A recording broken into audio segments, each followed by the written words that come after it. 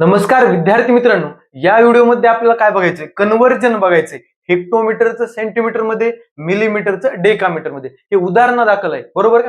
Concept पण आपण समजून घेऊया. कसं हेक्टोमीटरचं सेंटीमीटर मध्ये, मिलीमीटरचं डेकामीटर मध्ये करायचं. बघा, याच्यासाठी आपल्याला काय लागतं आधी?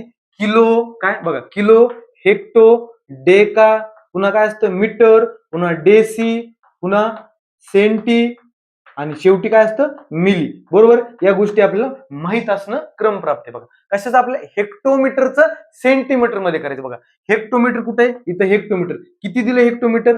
12 हेक्टोमीटरचं कशात केलं? आपल्याला सेंटीमीटर मध्ये. मित्रांनो बघा, वरपासून आपण खाली जर येत असेल, म्हणजे मोठ्या युनिट कडून छोट्या युनिट कडे येत असेल, तर गुणायचं कशानं? शून्याने गुणायचं. म्हणजे एक वर तेवढे शून्य द्यायचे. किती स्टेप्स आहेत बघा? 1 2 3 4. 4 शून्य लावायचे म्हणजे किती झाले?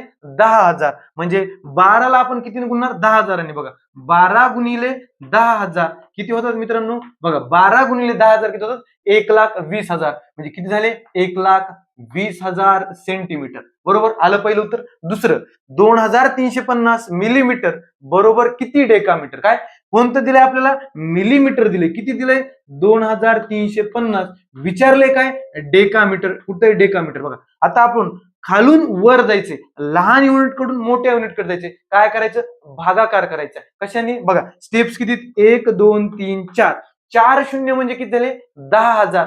10,000 भागायचे. बघा, वरून खाली येलो तर गुणायचं, खालून वरी चाललो काय करायचं? भागायचं. किती? 10,000 बघा, कारण 4 स्टेप्स आहेत. 1 2 3 4. बघा, किती आहे संख्या? 2,350. बघा, 2,350 भागिले किती? 10,000. चला, भागिले 10,000 करूया. बघा, एक शून्य कटला, एक शून्य कटला. आता 235 ला 1,000 भागायचंय. कसं भागायचं? खाली किती शून्य? 1 2 3. 3 शून्य म्हणजे 3 अंकानंतर डावीकडे पॉईंट सरकवायचा. म्हणजे किती? बघा, हे 235 आहेत का? डावीकडे 3 अंकांनी पॉईंट द्या. 1 2 3. 3 अंक सोडून पॉईंट दिला, इथे शून्य. म्हणजे किती आलं? 0.235 डेकामीटर. अशा प्रकारे आपण कन्व्हर्जन या व्हिडिओमध्ये शिकलो आहोत. धन्यवाद.